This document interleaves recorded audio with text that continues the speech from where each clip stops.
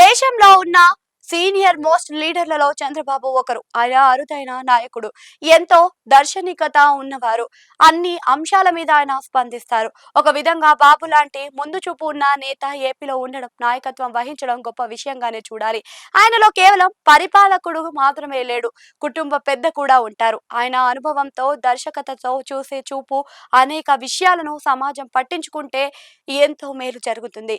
25 ఏళ్ల క్రితం బాబు చెప్పిన ఎన్నో విషయాలు ఈ రోజున జరుగుతున్నాయి అంటేనే ఆయన విజనరీ ఊహించుకోవచ్చు. ఇక చంద్రబాబు ఏం చెప్పారు అంటే ఎక్కువ మంది పిల్లల్ని కనమన్నారు. దేశంలో చూసిన జాతీయ స్థాయి జనాభా రేటు చూసిన ఆంధ్రప్రదేశ్ లో చాలా తక్కువ స్థాయిలో ఉంది అన్నది వాస్తవం. జనాభా రేటు చాలా దారుణంగా పడిపోయింది అని ఆందోళన సామాజికవేత్తల్లో సైతంగా ఉంది. అయితే ఈ విషయం మీద ముఖ్యమంత్రి చంద్రబాబు పదే పదే హెచ్చరిస్తూ వస్తున్నారు.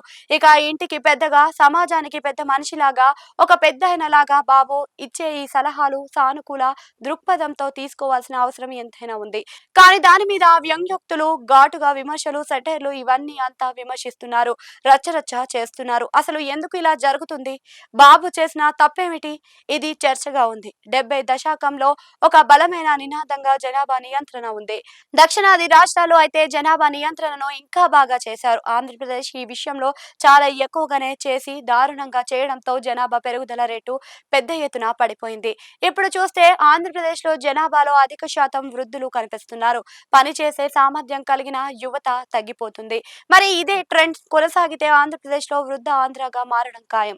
దాని ఫలితంగా ఆంధ్రప్రదేశ్ లో ఆర్థికంగాను, సామాజిక పరంగాను, రాజకీయం అన్ని విధాలుగా బాగా నష్టపోతుంది. అందుకే చంద్రబాబు ముగ్గురిని కంటే 30,000, నలుగురిని కంటే 40,000 ప్రోత్సహించాలని ప్రకటించారు.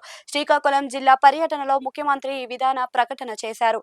అయితే దీని మీద వైసీపీ నేతలు సెటైర్లు పేలుస్తున్నారు. మాజీ మంత్రి అంబటి రాంబాబు అయితే చంద్రబాబు కుటుంబంలో ఒక్కరిని మాత్రమే కంటున్నారని ఎత్తి చూపారు.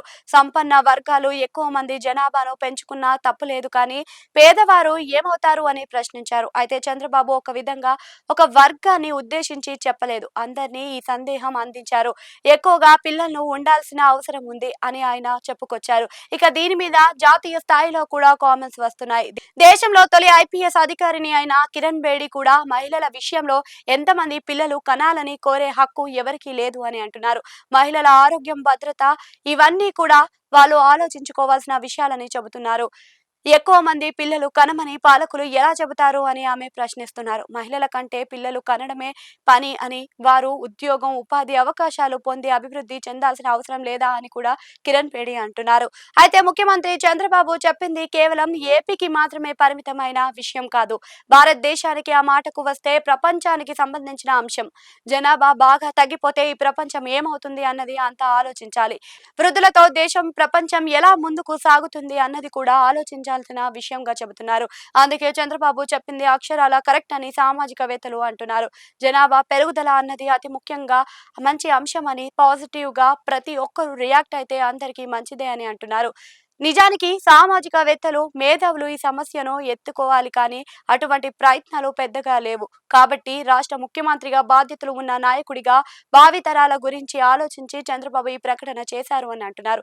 ఇప్పటికైనా ఇందులో సానుకూల సందేశాన్ని తీసుకోవాలని, సందేహాలను పక్కన పెట్టాలని అంతా కోరుతున్నారు.